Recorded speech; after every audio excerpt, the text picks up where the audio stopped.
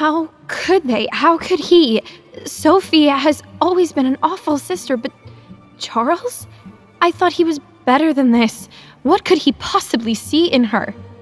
Amelia's head was spinning at the thought of her ex-boyfriend, whom she still had feelings for, being intimate with her bratty half-sister. Charles tensed his shoulders as Sophie wrapped her arms around him with a playful smile dancing on her lips. He turned to her with a stringent look and steered her away from the PDA. Sophie, this is my work. I have to be professional. Sophie whispered not so quietly in his ear. Don't be so shy, babe. We're an official couple now. There's nothing to hide or be embarrassed about. It's not like anyone is watching us. Sophie pretended she hadn't seen Amelia, even though she inserted herself right between them when she arrived. Just then, her half-sister turned to her and feigned surprise. Oh my God, Amelia. I had no idea you'd be at this thing. Sophie exclaimed with a grin. She was utterly delighted by the look of hurt and confusion on Amelia's face as she registered her and Charles's relationship. With a mischievous glint in her eye, Sophie milked Amelia's discomfort. My ballet troupe is on hiatus, so surprise, I'm back in town, just like Charles here, she announced, her sugary words hiding venom. And we adore New York, don't get me wrong, but there's no better feeling than coming home, you know? Well, I guess you wouldn't know since you've never left. Clearly uncomfortable himself, Charles snuck Amelia an apologetic glance. Amelia put her best foot forward and tried to seem happy about her sister's news. That's really great, Sophie. I'm sure Valentina is glad to have you back. Sophie sweetly took Amelia's hand. I'm sorry this is how you're finding out about me and Charles, sister. I had planned to ask you to dinner so I could share the news of our love sister to sister. But I guess fate had other plans. It brought us together here. All Amelia wanted was a hole to crawl into. She scanned her surroundings, searching for Faith or anyone who could save her, but her friend was nowhere to be found. Meanwhile, Sophie would not stop talking. God, I don't know who organized this event, but I'm finding it a bit dull. Oops, sorry, it wasn't you, Amelia, was it? Charles, sweetie, I'm in desperate need of caffeine. Would you mind? Charles happily took the opportunity to extract himself from the tense situation, and more importantly, to escape Sophie's clinginess. Sophie affectionately linked arms with Amelia. Let's chat, sis. Amelia stiffened. The moment Charles was no longer in Sophie's line of sight, her cheerful demeanor vanished. She released Amelia's arm and leaned in close. I saw the way you were looking at him, Sophie warned, her voice low but firm. It's pathetic. Really. That you're still holding on to that teenage crush you two once had? Amelia wasn't fazed by Sophie's two-faced behavior. She was very familiar with it. Amelia looked her sister in the eye with confidence and composure. When I spoke to Charles earlier, I didn't know you two were together, Sophie, she justified. Sophie wasn't done, though. You need to accept that Charles will never want you back, especially since, well, let's just say it's no secret you're damaged goods, she provoked. Amelia didn't let her get a rise out of her. Before you label me as the threat to your relationship with Charles, you should take a good, hard look at yourself first. It's only a matter of time before he sees through this fake nice girl act of yours and down to your rotten core. Amelia spoke with an air of cool indifference. "It's a shame. I had hoped that over time you'd grow out of these immature insecurities so we could build a real friendship as sisters. But this is just who you are, isn't it?" Seething inside, Sophie failed to find the words for a clever comeback. Her efforts were cut short when Charles returned with her coffee. Sophie now understood there was nothing she could say to make Amelia come undone the way she wanted. So she tried something different.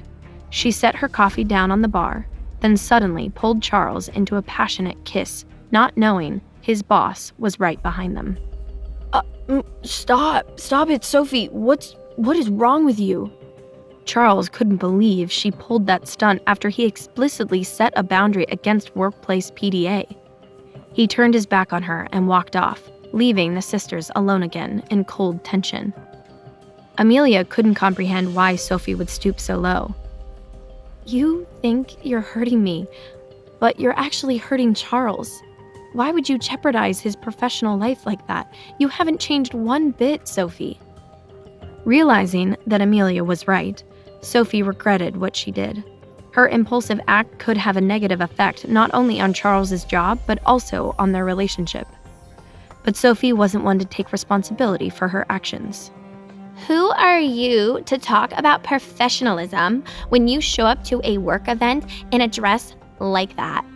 Did you wear that today hoping to steal my boyfriend? Or will anyone's boyfriend do, since you're clearly desperate? Fed up with Sophie's relentless attacks, Amelia decided to cross the line to put her in her place. "Based on how jealous you're acting, I don't think I need a special dress to steal Charles. But you tell me, did he ever stop being mine?" Amelia's words stabbed right in the center of Sophie's greatest insecurity, and a bomb of rage went off inside of her.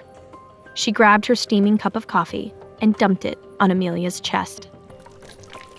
Amelia gasped when the scalding liquid splashed onto her chest and ran down the front of her gown, burning her skin. The crowd by the bar area fell silent, and shock enveloped the atmosphere as all eyes were drawn to the spectacle between the two women.